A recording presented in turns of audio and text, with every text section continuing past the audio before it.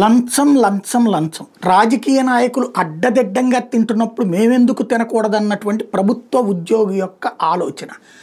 అలా తినడానికి వీల్లేదని వాలంటీర్ల మీద కసిపెట్టుకున్నారు, సచివాలయాల మీద కసిపెట్టుకున్నారు. ఆ రెండు వ్యవస్థల విధ్వంసపు ఫలితం ఇప్పుడు సచ్చినట్టు ప్రభుత్వ ఉద్యోగుల చుట్టూ తిరగాల్సి వస్తుంది. దాన్ని అడ్డం పెట్టుకుని తిండి తిండి తిండి పని చెయ్యడానికి నరకం చూపెడుతున్నటువంటి పరిస్థితి. దాని కారణంగా ఆత్మహత్యలు చేసుకుంటున్నటువంటి వాళ్ళు, ఆత్మహత్య ప్రయత్నాలు చేస్తున్న వాళ్ళ సంఖ్య పెరుగుతుంది. సోషల్ మీడియాలో పోస్టులు పెడుతున్న వాళ్ళ సంఖ్య పెరుగుతుంది. తాజాగా 10,000 తీసుకున్న సమస్య తీర్చవంటూ మహిళకు సంబంధించి ఆంధ్రజ్యోతిలోనే రాసుకొచ్చారు. నా భూమిని ఆన్లైన్ చేస్తానని 10,000 తీసుకున్నావు, మీ వీఆర్ఓ 1,00,000 తినేశారు, పైగా కోరిక తీర్చమంటూ శారీరక మానసికంగా వేధిస్తున్నారు, ఇది ఎంఆర్ఓ కార్యాలయమైనా లేక అంటూ పచ్చి బూతులు తిడుతూ బాధితురాలు మంగళవారం కర్నూలు జిల్లా కోడుమూరు తహసీల్దార్ కార్యాలయంలో ఆత్మహత్యాయత్నం చేసుకుంది. చాకలి హైమావతి అనే వివాహిత కోడుమూరులో నివసిస్తుంటే ఆమె తండ్రికి పేలకుర్తి గ్రామంలో 9 ఎకరాల భూమి ఉంది.